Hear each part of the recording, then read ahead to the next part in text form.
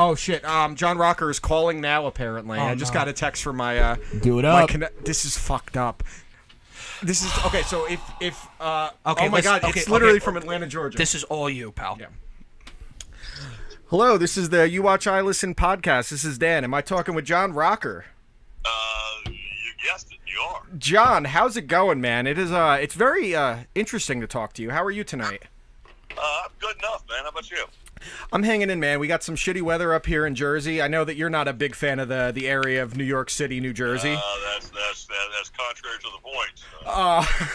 Certain thing I'm not a fan of, but well, I know as a whole, I've had plenty of good times in the tri-state area. Well, let me tell you, where we live in Jersey is more the woods area. It's not like in the city or anything. We're in North Jersey. We're closer to New York State than New York City. So, and I also know the person that really railroaded you on that interview was Jeff Pearlman, correct? Yeah. Yeah, I know. He still brings up that old article every so often, and Yeah, well, just try to keep himself relevant. well, yeah, it's clickbait. At this point, it's what, almost 20 years old now. What year was that? The only thing he's ever done to kind of get his name in the mainstream, and when his name falls out of the mainstream, which it regularly does, he tries to remind folks, oh yeah, I did that. Just trying to get a few more followers, a few more listeners, I guess. Correct. So what are you up to these days? So the last time I remember seeing you on TV was Survivor, correct? It was. That was the thing. Okay. Because my co-host here, Taylor, is a big fan of Survivor as well. I've watched for a very long time, John. So I tell you, people say, and I kind of thought this the same way. I was never a fan of the show. I got a random email one day. CBS invited me to be on the show. And I'm like, I got nothing better to do. Sure, I'll be on the show. How bad can it be?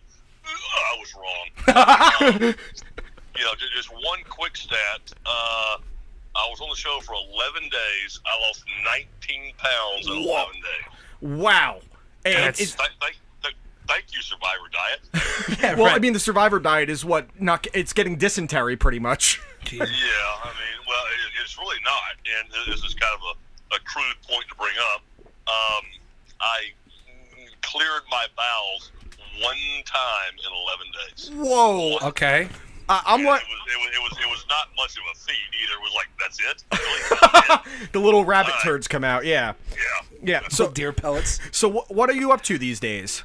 Own a construction company, development company. Just build stuff, develop stuff in real estate, basically. Okay, and you're down in the Atlanta area as well? I am. I'm still down here. You still get Braves fans shouting out to you pretty often? I do. We're already planning our open day stuff against the Cubbies and getting back to that time of the year. Well, that's time of the year. I'd be remiss if I didn't say I'm a gigantic New York Mets fan. As am I. And I could tell. You know what? I don't. Who managed that pitching staff up there in New York? Who manages those guys? Well, Mickey Callaway. Some ungodly arms in the last 5 or 6 years. Yet, I mean, you just can't put it together. I mean, the Grom is sick. Syndergaard is sick, of course, with Batman, who Matt Harvey, for a year or two and fell off. But he has some great arms, fantastic arms last 4 or 5 years. Yet still managed to somehow find themselves under 500. I just don't get it. Well, a couple things in last season specifically were the bullpen was horrendous. They shored that up by getting Edwin Diaz this past season, bringing back what's his name? I forgot my closer's name, the former closer that we just traded last year, but he came back. As far as who the pitching coach is, it's Dave Island. Mickey Callaway is the manager, and he was the Indians pitching coach when Corey Kluber and everything was coming up. But yeah, no, it's the same old story with the Mets. They have a lot of talent, and then they get injured. That's pretty much the guy there. They're always hurt. It's not so much a pitching coach. Well, a little bit. They're the throwing program and whatnot, but it's the training staff. I don't want to throw guys under the bus here, but it's a training staff. It's a strength coach, things like that. But one thing to the I don't mean to sound like Joe Morgan here, but back when I played, when it was Maddox, Lavin, Schmaltz, and me and Millwood and Nagel and that whole staff. One thing we always did is we toed the rubber every time we were called upon. I mean, just a very limited amount of injuries. Well, John had some elbow issues there for a little bit, but other than that, there was no. I can't recall Greg Maddox ever being on the DL. Well, I can't recall Tom ever being on the DL. No, Tom Glavine didn't go on the DL until he came to the Mets.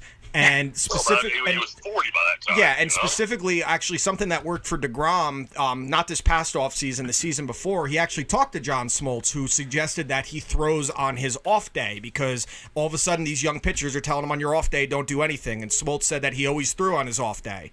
And now DeGrom did that, and he had this unbelievable season with a 1.7 ERA, but he finished one game above 500 because of the bullpen with the worst run support and no run support. I mean, this is the same shit that was going on with the Mets when you were playing against them. Yeah, I tell you, stinking bullpen guys, man. What do you say about bullpen guys? I mean, well, now it's you face one batter, lefty specialist. You can't get a righty out. They can't hold runners. I mean, the game now, pitching wise, I remember. I'd be lying to you if I didn't say I absolutely despised you when you were playing against the Mets. Thank you for that. I got no issue with that. But I'm also a pro wrestling fan, so I appreciate a good bad guy. So how could I not appreciate that? I like playing the heel. I really did. Well, clearly you did because you were getting batteries thrown at you in the bullpen, and you were sitting there with a smile on your face. And one of the things that you also inspired is one of my favorite TV shows of the last few years was Eastbound and Down. How do you feel about that show? I'm going to interrupt you and tell you a little bit of trivia that there's no way you could possibly know. Okay. I was born, and there's probably 30 births a year. I was born in the Bullitt County Hospital in Statesboro, Georgia in 1974. Okay, happy birthday. Andy McBride, who plays that character, yeah. Guess where he was born? The same hospital. The Bullitt County Hospital in Statesboro, Georgia, in 1976. That's some interesting symmetry. The same hospital. And it's not like Cyanide out in L.A. It's a little shit town, shit hospital in the middle of ass nowhere.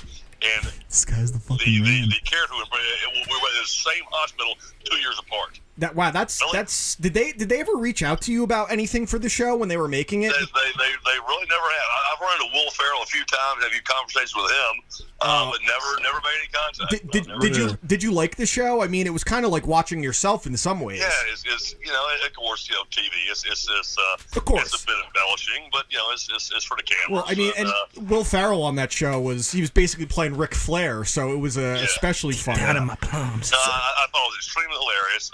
Would love to have had a cameo part of that show. Would love to have had a cameo. It's disappointing they didn't reach out to you for it. At least for a consulting role. I met Will and talked to Will. We got along fine. I didn't talk to him a whole lot. Maybe 3 or 4 meetings at various events. I would have figured at some point in time I would have been asked, like I said, come on and do some kind of cameo, but just never happened. Right? Yeah, John. Like they never even approached you for being like a consultant and kind of like forwarding that. Never did. That's never did nothing. Oh, that's kind of not cool. I mean, you have to be in the last 30 years of baseball. I mean, I think the 2 biggest bad guys I can think of are A-Rod for different reasons and you for the obvious reasons. And I mean, you're always going to have that sticking on your name forever. And do you still embrace that role to this day? I've never had a problem being the bad guy. It was basically a character I was playing. It was just but what was so funny is the stick that Jeff Pearlman and Jeff Pearlman alone gave me. Yeah, liberal media loves that stuff. They love to find the Southern boy with all these outrageous views, and you're not going to get rid of that. What was so funny is after that, I mean, from the Andrew Joneses to the Javi Lopez's to the Bobby Bonillas, that might be a sensitive name in Mets fans. Come on. Yeah, right. You just had to do it. Colorado's, I mean, the minority guys, the Hispanic guys, and the black guys, that all of them came to my defense. The Ellis Burkses, the C.C. Sabathias, that all came to my defense. Like, you got this guy way wrong, and the media is swept under the rug. Like, never mind. No, doesn't fit the narrative. So we're not gonna give your words airtime. But I have had no less than 30 to 50 minority players basically talk about me in the exact antithesis of how Jeff Pearlman did, and none of that ever makes it. Did Jeff Pearlman ever follow up with you in years after that initial interview? Absolutely not. He didn't have the guts to, I guess. It would be a bad day for him if he tried to. Well, I mean, he's written some other books specifically. One of the ones that he really promotes now is about the collapse of the USFL and specifically how he went after Donald Trump's involvement in that. And the person that set up this interview he had one question for you, and is that if you are a supporter of President Donald Trump. You know Hugh, don't you? You know Hugh? Yeah. Shoot, damn right. Oh, wow. I mean, I could have guessed. Where we live, we're closest to the most liberal area in the world outside of Los Angeles, but we're pretty split here, 50-50 between Trump supporters, non-Trump supporters. I get along with everyone, but just don't tell me that I have to feel a certain way about anything. Yeah, same. I'm shocked it's 50-50, to be honest with you. Well, you know what? Where we are in Jersey specifically, like I said, we're in the woods. We're in areas where you can go hunting, where you can go riding in the woods and shit. But if you drive, 45 minutes west, you're going to be heading towards New York City. But we're more, like I said, northern New Jersey, which is, Very northern. we're in the sticks. Most people, they don't relate us to New Jersey specifically. And a lot of days in New York, we would have an off day. I would go to northern New Jersey and trout fish. Okay, where in Jersey did you? Yeah, do you where? remember what towns you went to? Oh God, no, I really don't. Near who's a little league team that won the World Series? Tom's River. Tom's River, yeah. Near there. So that's more central Jersey. Yeah. That's where Todd Frazier, who's on the Mets now, he won the little league. About an hour and a half outside Yep, the city. that sounds about right. Yeah, I mean, but again, if you go more towards the city, that's when it becomes extremely, you have to like everyone or else kind of thing. Which just don't tell me how I should feel about Very anything. congested. Yeah. The kind of folks that elected AOC. Yeah, exactly. Which she was asked to. They asked her to be a guest on our show recently, and I said, really informed individuals. Right? Yeah, clearly. So, do you keep up with baseball still? I try to, but not obviously not near like what I did 15 years Clearly. ago. Know enough about it to be mildly informed, but not. So casual, not that much. Casual fan. I mean, I can imagine being involved with it for so long has to be difficult to get all invested into it again, just as a citizen now. Yeah, for about 4 or 5 years, I did some baseball commentary for 92.9 The Game, which is a CBS affiliate down here. Okay. The biggest sports talk show in the Atlanta area. And for that period of time, I was very informed. Have not done that show in the last 2 or 3 years, so kind of have just sort of receded back and don't pay attention that much anymore. I'll tell you, I've been seeking out a piece of memorabilia for years, and because I liked how much of a bad guy you were, but I am a Mets fan, so I could not wear a Braves jersey. I've been trying to find a John Rocker Cleveland Indians jersey everywhere, and I'm sure you may not want to remember. I've got a couple of those. I would love whatever you're selling it for. I would love to get one because I've been trying to find one everywhere. Yeah. And it would honestly probably burn my skin off to wear a Braves jersey. Yeah. You were part of those Braves teams. While the Nationals have been better recently, the Phillies. Part of my youth was you guys kicking the shit out of the Mets. Yeah. That's all I knew. How many straight division titles did the Braves win with Bobby Cox? It's unbelievable. So I've been trying to get a Indians Rocker jersey for a long time. And I can remember the last big rivalry, I guess, with the Mets was '99. Yeah. But of course, we faced you guys in the NLCS, and leading into the NLCS, we were 17-2 against the Mets. Oh, I remember. 90 minutes, and I would walk off the field, and it was just, you guys suck, you suck. And I'm like, we beat you guys 17 out of 19 meetings. Yeah, I mean, beat. Say my mother's a whore, call me a cocksucker. Don't tell me I suck, guy. We beat you 17 out of 19 times. Go fuck yourself. I got to tell you, you had some serious balls saying the things about riding the train next to an AIDS patient, and then to actually ride the 7 train to the game. that is some fearless shit. Yeah. And I'll tell you what, we the team hotel, at least for us back in the day, was the Grand Hyatt right above Grand Central. Yeah. And I would take the elevator down to Grand Central. I rode the 7 train to the stadium every single time I was in New York. I've ridden that 7 train 50 times. Did you ever get harassed on the train? No. And because everyone, well, now with social, if you played and you said these things back when, Oh, my today. God. I have said that 100 times. Thank God I have not played now. Yeah, Twitter and everything else. Yeah, I feel like you might get in even more trouble today if you were playing. Yeah. You get a call from the commissioner. Yeah, go stay with a handler. So back in those Mets teams you faced, who was the toughest batter you had to face? I mean, they had some good. There was some. Think long and hard about that one. Because I honestly, the reason I ask is because I don't remember us ever getting a big hit off you. Yeah. I only gave up 2 runs against the Mets.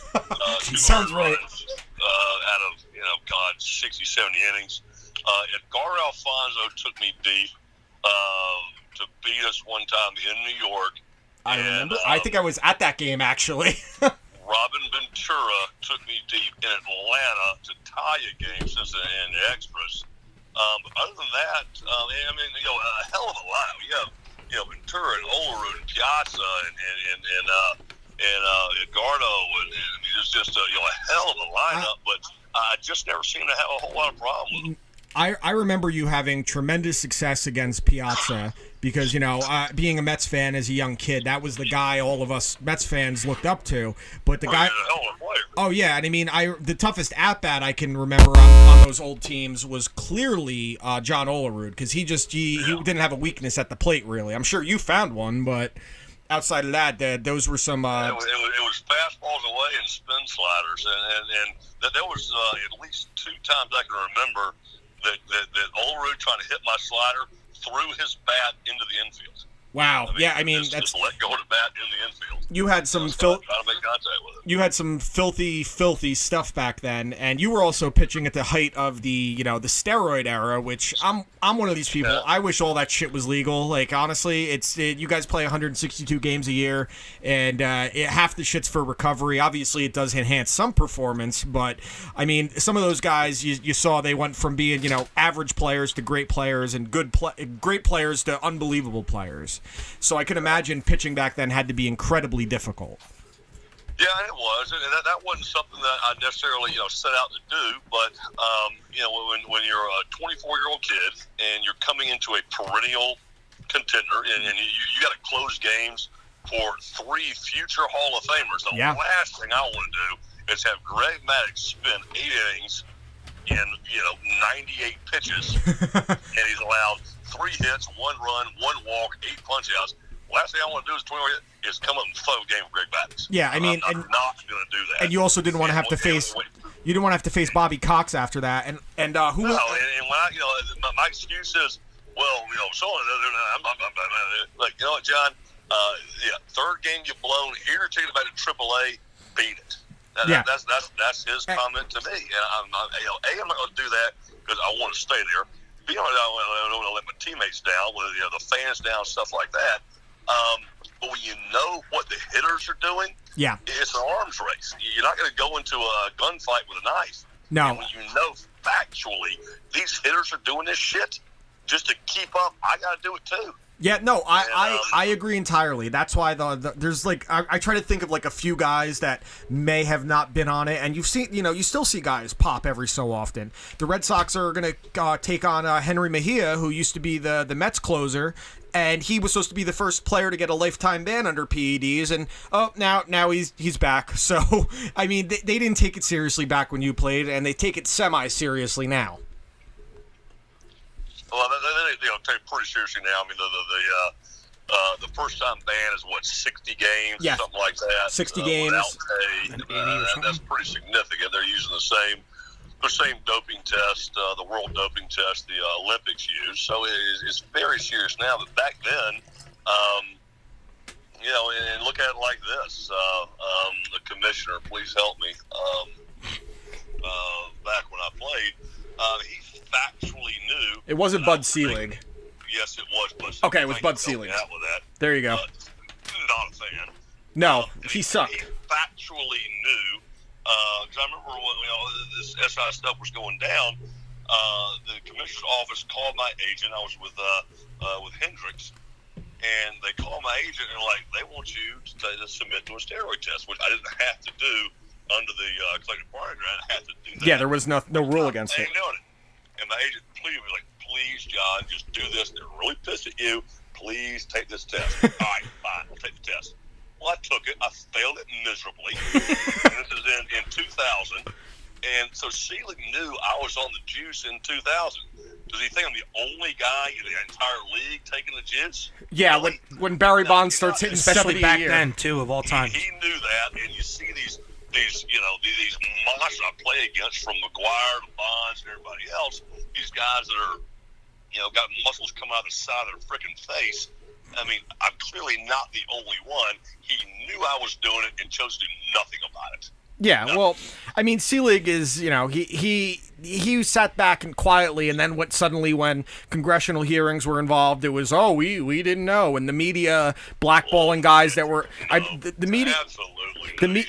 He was just too chicken shit to take on the problem, on its face. He was just too chicken shit to do it. And the media being so self-righteous about it, when they got more newspaper sales than ever, talking about things like McGuire and Sosa and the home run race, and then all of a sudden they won't elect guys like McGuire and Sosa and Bonds and Clemens, when specifically Clemens and Bonds had Hall of Fame careers before they were on steroids.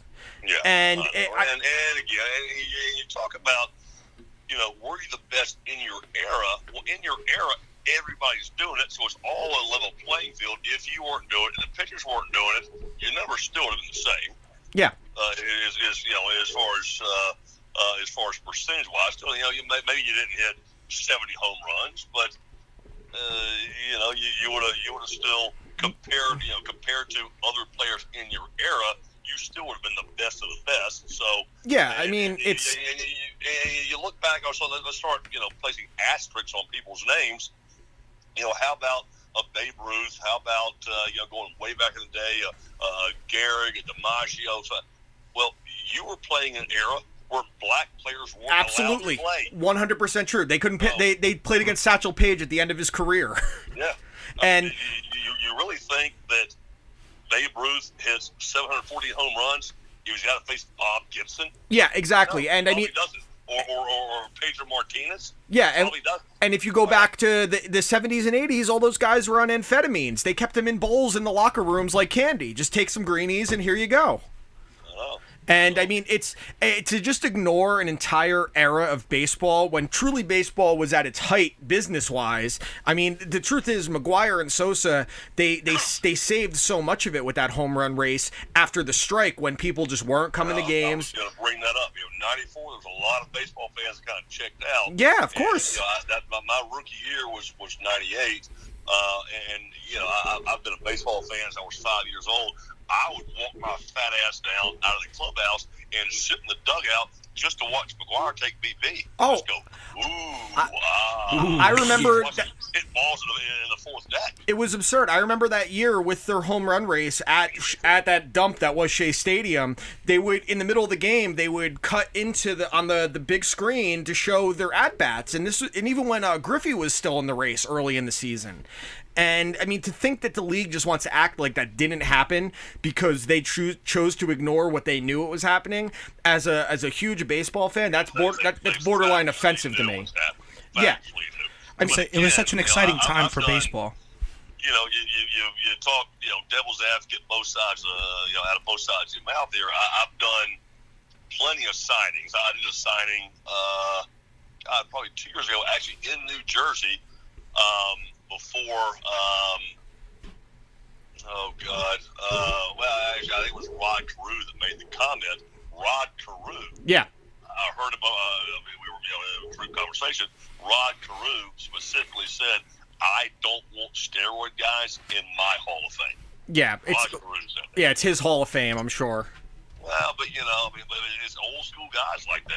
Rod Carew, Fred Lynn, the old, Carlton Fisk. I mean, these old guys. Yeah. Meanwhile, Pete Rose was Pete Rose was betting on games while he was a manager, and they want him in the Hall of Fame, but not the guys that were doing PEDs. Well, I've not heard a whole lot of guys really speak Pete Rose's accolades. I like Pete. I know Pete personally. Oh, I like Pete too. It's but betting on a game as a manager versus everyone doing steroids is a little bit. There is a distinction there, I think. Yeah, and I brought that up to when I was with Hendricks, Joe Sambito, which Joe played 10, 12 years in the big league, Yep. and Joe played with Pete. And I personally, I think Pete should be in the Hall of Fame. I really do. I do too. 4,200 plus hits. 200 hits a year for 21 straight years. And that's the truth is the writers, if they want, they could write him in every single year, but they choose not to because the league told them they couldn't. But I brought that conversation up to Joe Sambito, and Joe played 12 years. Joe's an agent with Hendricks. Joe played with Pete. I got half my sentence out about Pete being in the Hall of Fame, and Joe's like, fuck Pete Rose. See, that's the thing, because I was actually having a discussion about this with a friend earlier today, and the truth was, if I forgot who the commissioner was when Pete got banned from baseball, but the deal was, if he kept his mouth, Mark Giamatti. Yes, if he kept his mouth shut about why he was suspended for X amount of years, he would have been reinstated. But the second that the commissioner was on his deathbed, then Pete Rose started saying, "Oh, I don't know why I didn't do this, I didn't do that," and then they released a report. But that's the truth about Pete Rose. He's always been his own worst enemy. He always puts himself in the position. He still gambles like crazy. Not that, gambling is about to be legalized everywhere, but, they're afraid of him still having a chance to manage a team. But the writers, these asshole writers, could easily elect him to the Hall of Fame if they chose to. And to not have the all-time hits leader in the Hall of Fame is absurd. To not have Barry Bonds in the Hall of Fame is absurd. It doesn't make much sense to me, but that's how these writers are. They this is the only power they have. I've got a huge beef about writers being the predominant amount of voters. A huge beef about that. Yeah. Look at Eddie Murray. Eddie Murray, hell of a player. Eddie Murray, not much of a people person. He's kind of a prick. Rubbed a lot of writers the wrong way. The first switch there, every 500 home runs, it took Eddie 3 votes to get in. He's been a first ballot guy. But Absolutely. He did not have a lot of writers that liked him, and they made him, sit around and wait several years. Yeah. And It should be an opinion poll. It should be here are your stats, and stats versus it, you're in. yeah, and It shouldn't be whether I like you or not. A like factor should not ever be considered. So as much as Mariano Rivera deserved 100% of the vote, I want to know who the 3 writers were that didn't vote for Ken Griffey Jr. as a first ballot Hall of Famer. Yeah. The best player I saw in my childhood, and 3 people said no, he's not good enough to make it just yet. Are you kidding me? And that's something that is the first 100% vote was Mariano, and I think it was kind of a novelty thing. We're not going to let anybody be 100% voted in. It was kind of so. Of course. Who are going to be the dissenters? Yeah, now just for the camera, just for show, Yeah, exactly. But all right, John, we'll wrap up in just a second. We're a show that's based in movies and music, so we have a same question for every guest, and we'll start out right away. What is your favorite album or your favorite band and your favorite album by that band? Wow. Same It's reaction never every time. easy. That's hard to narrow down. Well, what's I your would say Kiss live. It's the second guest in a row that said Kiss, so Yep. there you go. Yeah, actually, they're coming here April 7th. Already got my tickets. Yeah, you do. My, The final my tour. 17th Kiss show. 17th, wow. Jesus. Probably Kiss live. Favorite movie? Bull Durham. Oh, that's a great Okay. show. Bull Durham's great. And do you plan on coming up to New York City anytime soon and mingling with the people? I do. Actually, my girlfriend has never been to New York, so I promised her a trip up there. Okay. And I can give her a hell of a tour in New York. I've been there many, many times. I know you have. I've seen you kick my team's ass many, many times. So, John, this was awesome talking to you. I got to tell you, as a Mets fan, my first reaction was, my only thing I could think is how much I hated you as a player, but I really appreciate you being so cool and being open and honest with us. It's been a lot of fun, and when you're up here in Jersey or New York doing anything, I'd love to meet you and get a handshake and an autograph. So it sounds good, man. Let's do this again. All right, and I got to get one of those Indians jerseys for sure. All right. All right, John. You can get. I do have a website, therealjohnrocker.com. Okay. Jerseys are available for purchase, stuff like that. So that's one source for stuff like that. All right, John. That's awesome, man. I really appreciate you taking some time with us, and we'll talk soon. All right. Not a problem. Have a good one. Take care.